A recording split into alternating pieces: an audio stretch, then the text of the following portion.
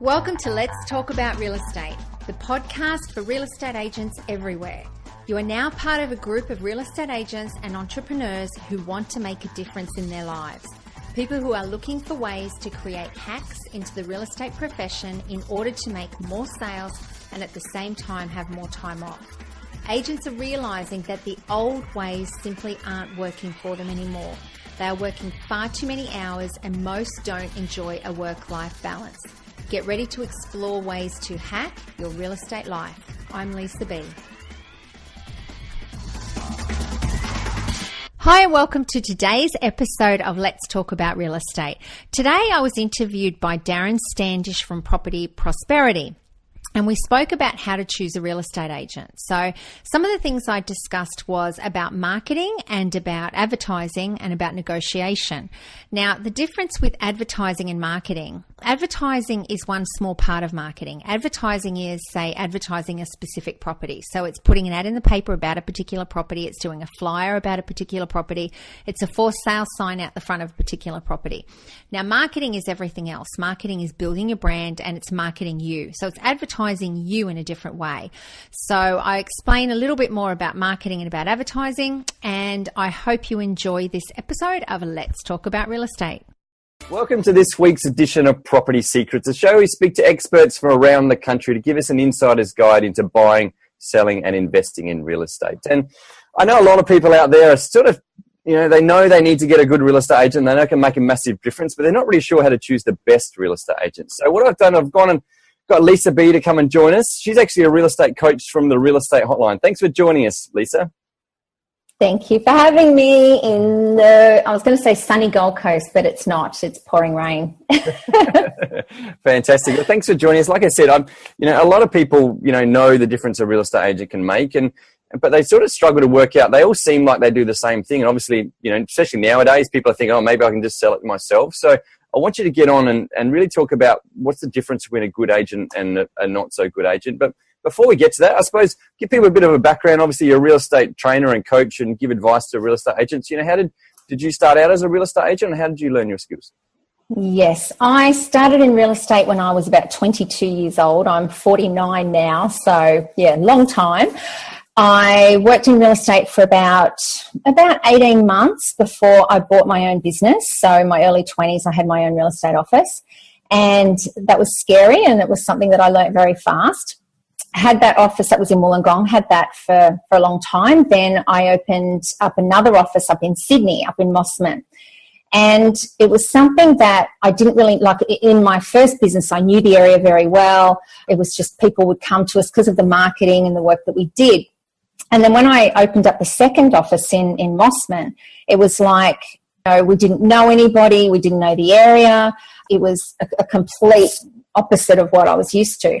So I really had to, create a big presence very fast to sort of show our experience and our credibility and all that sort of thing. And I really worked a lot on building up the profile and our profile in that area. And from that, I had a lot of real estate agents that would ring me and say, how do you do this with your online marketing? How do you do that? And how did you do this with your video?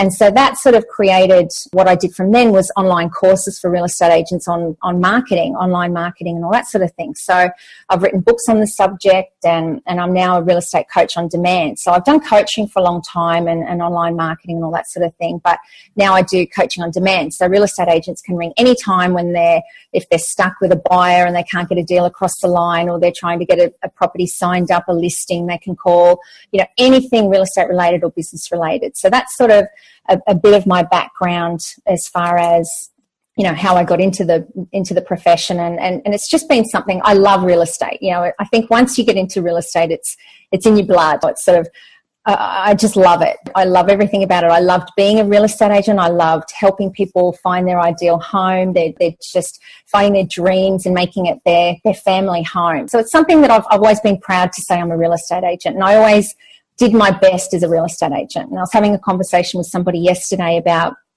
being a real estate agent, and sometimes it is tough, and it's like you go to bed every night and you think, have I done my best? Yes, I have. You sleep well. If you haven't, then you learn from it and you sort of work on what you can improve on. So it's something that real estate gets into your blood, and it's just something that, yeah, I just love it. As far as choosing a good real estate agent goes, or a great real estate agent goes, for me, if I was going to choose a real estate agent, I would probably, if I didn't know somebody personally or if I hadn't seen anybody before, I'd do a lot of research online. Because if you're just going to ring the local real estate office and you don't know anyone personally, you haven't watched them online, you don't know anything about them, it's really a lucky dip. You're just kind of putting your hand in and picking out whoever you get. So you might ring the local franchise and say, I want to sell my house. You might get the person that's been in real estate for 5 minutes. You might get the person that's been in real estate for 5 years or 40 years. You don't really know who you're going to get.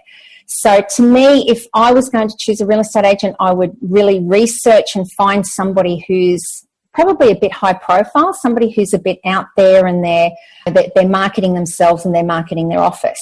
Now, from being online, you can form that like, know, and trust factor. So you can follow somebody for a little while and you can go, I actually like that person, and I feel like I can trust them. The things they say, I can relate to them. So it's that like, know, and trust factor.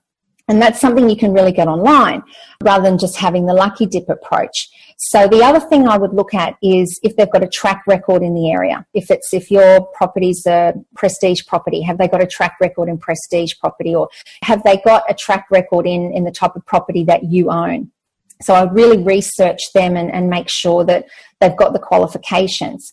Now, when you choose a real estate agent, the things that I think you need a real estate agent for is for negotiation and for marketing. So I would test the real estate agents in lots of different ways. In negotiation, I would be asking them lots of different questions like, well, if they came to my house and they told me a price and what they thought my house was worth, I would want them to really sell me that price. Okay, why is it worth that price? I want you to tell me all the factors that come into it. I want you to prove to me that it's that price. One, because I want them to be able to prove it to the buyers that it's worth that price. And I also want to see how they negotiate and all that sort of thing as well. So even it comes down to when they're talking about their fee, how well can they negotiate their own fee? If they're just going to give in, they're probably going to give in on your asking price if you choose them. So, and I would also even go out with them and have a look at properties as far as buying a property with them. Just sort of get them to show you some properties, or go to open houses and ask questions, things like, what do you think this property will sell for? What do you think it's worth? Have you had any offers on it? And what you're trying to do with that is to see if they're actually working for the seller or are they working for the buyer. Okay, because when you're selling your property, you want the agent to be working for you as a seller. If you're buying a property, go with the ones that are like that, that are going to give the owner's money away. But if you're a seller, you really want to go with somebody that's a top negotiator. So they're the two things, is negotiation, and then the other one is marketing. And the other thing too, if when they come to your house, if they give you an appraisal or you go out with them as a buyer, check their follow-up. Do they ring you up and say, what did you think of that property? Would you consider making an offer on the property? Or if they've appraised your property, what sort of follow-up have they done for you? Do they drop you off a written appraisal? Do they ring you? Do they ask you how you're going? Do they try and give you something else, some comparable sales or something that's come on the market? So that's a really big thing as well, because so many times you list with an agent and they don't follow up. And that's something that's so important. You want to get the feedback and all that sort of thing. So I think that's really important. So do you want me to go on to the marketing side of things now? Yeah, well, it's because the thing is, the things you're saying are really valid. And obviously I have the same sort of, and I'm glad you're saying that, because obviously that's the thing. A lot of people don't even realize what an agent's job is. And I think, to be honest, I think a lot of agents don't even realize what an agent's job is. And I totally agree with you. I think their two roles are marketing the property and negotiating the property. I think everything else is almost irrelevant. You can get someone for $25 an hour that can hand out some flyers on open inspection or drive around to get a contract signed and stuff, or the paperwork and admin type stuff. But if your agent has skills in those two things, they're the most important, because that's going to, at the end of the day, result in, tens of thousands of dollars extra in the sale price of your house. And so they're the things that are really valuable. The agent, that's why their commission becomes almost a little bit irrelevant as well, because if they've got those skills, they're going to add so much value to your property, then if they're charging an extra $1,000 or $2,000 more than the other agent that doesn't have those skills, but they can make you an extra $20,000, $30,000, $40,000, $50,000, then that could be the big difference. Exactly. Because if the agent's not negotiating a better price for you, then you may as well do it yourself. Like if you're a better negotiator, you may as well do it yourself. And that's why checking their fees when they're talking to you about the fees. If you can negotiate better than them, don't choose them. Sell it yourself. Got to go with somebody that's a top negotiator, somebody that's studied it and knows what to do.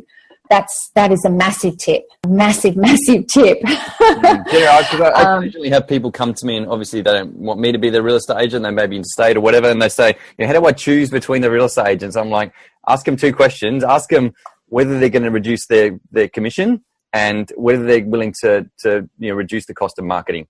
And if they say they're either of those, then they're not the agents you want. If they can't negotiate on their own fee, then what are they going to be like when it's your house and they don't really care? This is their money they're willing to give away. Whereas, and likewise with marketing, you're going to be willing to, marketing makes such a difference to the sale price of a house. If an agent doesn't believe it's important, then then they're going to just take shortcuts. Exactly. And that's a question you can ask real estate agents as well. Do they understand the difference between advertising and marketing? Because advertising is putting an ad in the paper. Advertising is just putting it online. There's so much more involved to market yourself, to market your office, like your podcasts that you do, videos that you do. That's marketing yourself and your office and things like that. So advertising is just one small part of it. You've got, if you think of it, you've got the marketing umbrella or different ways of making the phone ring. And if you've only got one or two ways of making the phone ring, and that's by putting an ad in the paper or one of the real estate portals, it's not really the highest, if one of those sources stops, you've lost all your inquiries. So it's really getting that inquiry from lots of different places. And that's a question to ask a real estate agent as well, is how are you going to market the property and how do you market yourself? And see what they do. What's their brand like? What's their brand promise? If, as I said, if they're a prestige agent, does their website reflect that? Does their marketing reflect that? Does their presentation reflect that? Is that something that is their brand consistent? And just check little things like their advertising. Is their advertising of a property, just not your marketing, just the advertising of a property? Is it concise? Is there any typos? Is it well written? Is it entertaining? Is it boring? You want to go with somebody that's got a little bit of flair with writing or copywriting or whatever. How would you... Sorry for interrupting. How would you describe, a lot of people out there, we're using the word marketing, we use the word advertising. A lot of people would be thinking they're the same thing. They're putting adverts in the paper or putting it on the internet. What's the difference between marketing and advertising in your view? Well, as I said, advertising is just one little part of it, and I'll go into it. So marketing is like marketing yourself. So you've got like your podcast, you do your videos, you do it might just be people give out pens and things like that with their name on it, top of mind awareness. It's following up with different marketing material and things like that. And another thing I was going to say too is when you're talking to a real estate agent, say if your particular property would be open to, say, the Chinese market or something like that, what strategies has that real estate agent got to attract the Chinese market? And that might be different marketing skills in that, or it might be, I think they do WeChat or something like that. What ways can they market to the Chinese? Is there different agents that they can contact or different programs that they can go on or something like that, or market to the Chinese market? Whichever way that may be. Now, or is the property, say, near a university or a hospital or something like that, or a school, that maybe you can put some notices on the notice board at the university to say that a house is coming up for sale in that area or something like that, or it's a block of land. So contact the developers direct and things like that. Don't just advertise and put an ad in the paper or online. Actually go out and market that property and actually sell that property and contact people that are on your database before, rather than just putting an ad in the paper. Go and actually ring those people that have called before on different properties. So would you say maybe marketing then is more the strategy or of selling it's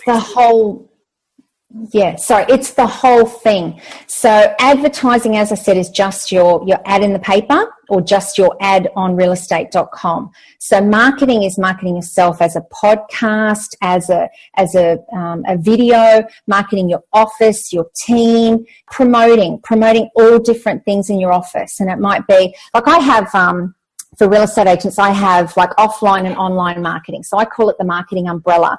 And some of the things that I've got, and different ways of making the phone ring. So, you newspaper, your databases and all that sort of thing. Then you've got letterbox drops. You've got flyers that you send out to absentee owners, say, so people that live that own property in the area but live elsewhere. So that's kind of like something that's different, that's not just putting an ad in the paper.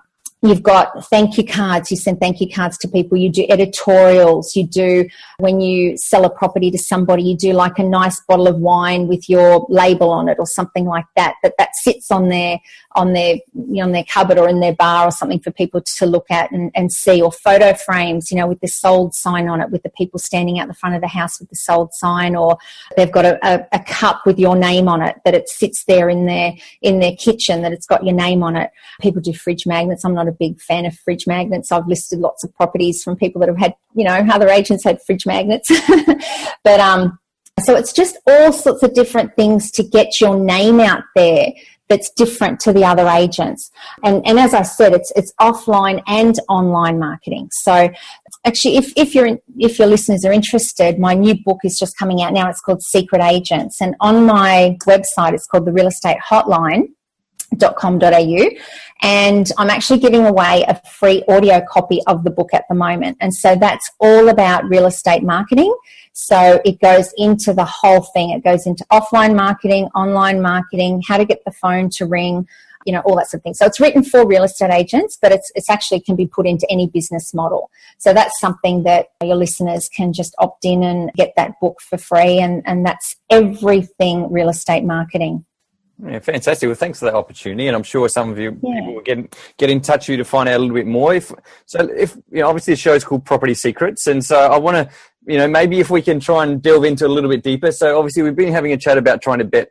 How do we find the best real estate agent? And we've talked a little bit about, obviously their negotiating skills and their marketing skills. We've had a bit of a chat about, maybe some of the questions we might ask and maybe do some, trying to see what they do from the outside. Is there a particular secret or something you can think of that really, from your perspective, you would know straight away that would make it, you'd know that's a better agent than not so good agent that we could maybe learn from as well?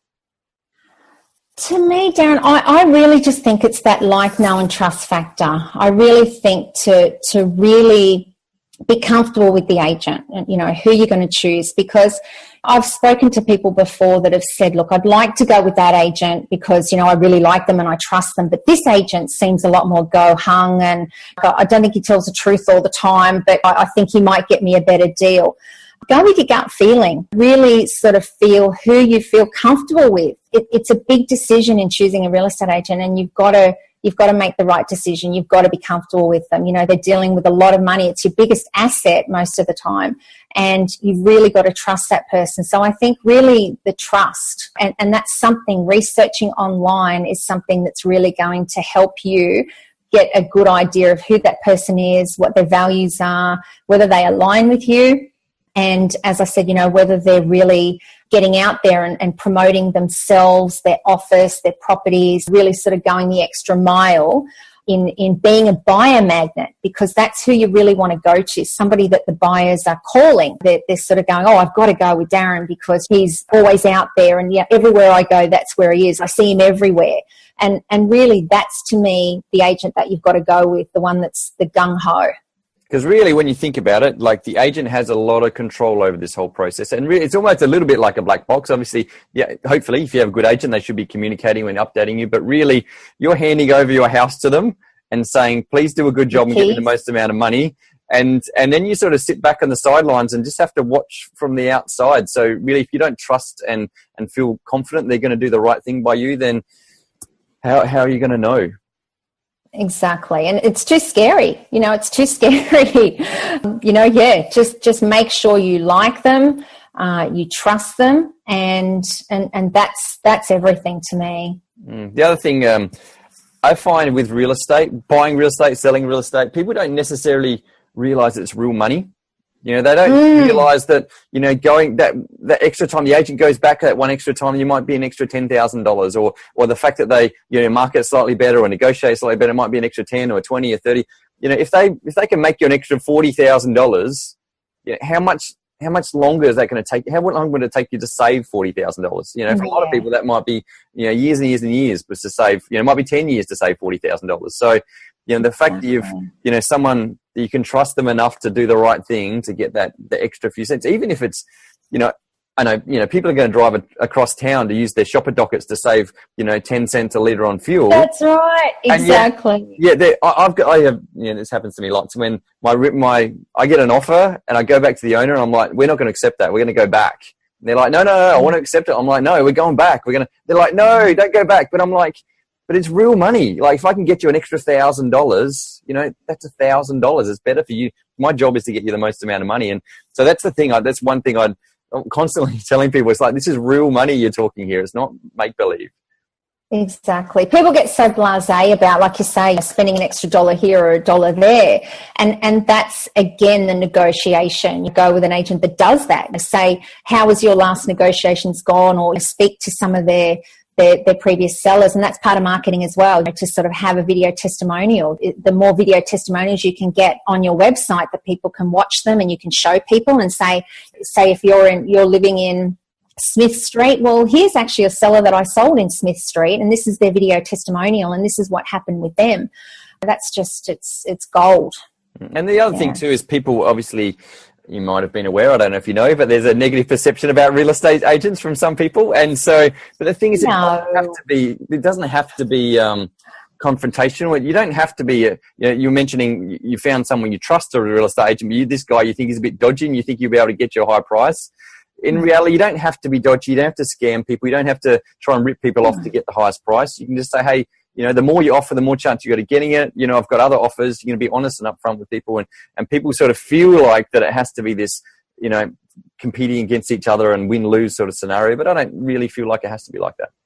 No. And I think, you know, we've got to be proud to be real estate agents. We've really got to be proud of our profession and what we do. And it's like in anything, you know, there's bad fish in every pond. It's sort of like you can just do your best and represent you and represent your company, and that's all you can do. And yeah, you just do your best. Fantastic. Well, that's great advice, and it's good that we sort of break it down to really just dealing with people at the end of the day. That's what real estate is, and selling a property and buying a property is all about dealing with people. And so if you find someone you can engage with and you can trust, that's probably the most important, I think. So definitely good advice. So if people want to, maybe obviously they may be a real estate agent and they want to get in touch with you and find out a little bit more about some of your trainings, or maybe they're still struggling, trying to work out which agent they should go with. What's the best way for people to try and get in touch with you? Sure. My website is therealestatehotline.com.au. And so that's pretty easy. And that's got all my contact details on there. And as I said, you know, the book, I think that would be really helpful for a lot of people as well, just to sort of see how you can market properties in different ways and all that sort of thing. And we'll be able to find that on the website, or just Google your name and find it somewhere? Yep. I'm everywhere online. Yeah. Oh, fantastic. Well, thanks for sharing today. I'm sure our listeners have learned a lot. Obviously, I've found it really interesting as well, and I really appreciate your time. Thanks for joining us. Perfect. Thanks, Darren.